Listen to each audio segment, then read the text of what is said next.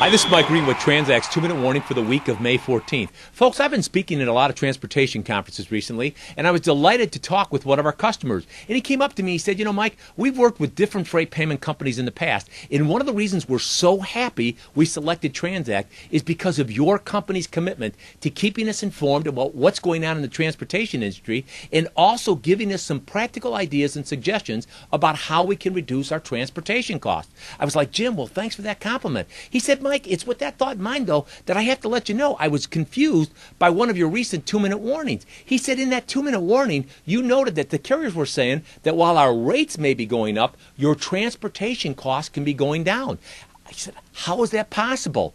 And I said, well, Jim, you need to focus on the 3 Ps of the procurement process that we talked about in some of those 2-minute warnings. Price, practices, and processes. He said, Mike, enough of this hypothetical stuff.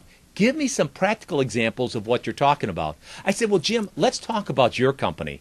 You've told me, and I know, that you're spending a fortune on detention charges. You said you're literally incurring hundreds of thousands of dollars in these detention charges. I said, why is that happening? He said, well, I don't know. I said, it's because of what happens when a carrier pulls into your facility, either to drop off freight or pick up freight. Now, if you're not doing a good job of turning that equipment, you're going to pay more in detention charges. And one of the reasons that we designed our special feature to help you reduce those detention charges is so that your people have access to tools that can in fact change practices and processes and reduce your costs. He said, wow, that's great. I said, but let's also take a look at a couple of other things. Things like sort and segregate charges. I said, it's a direct result of how you're tendering the freight to the carrier. You give them all this freight, tell them to sort it out by SKU level, carrier or customer rather, or some other metric. If you make them do that, they're going to charge you for it.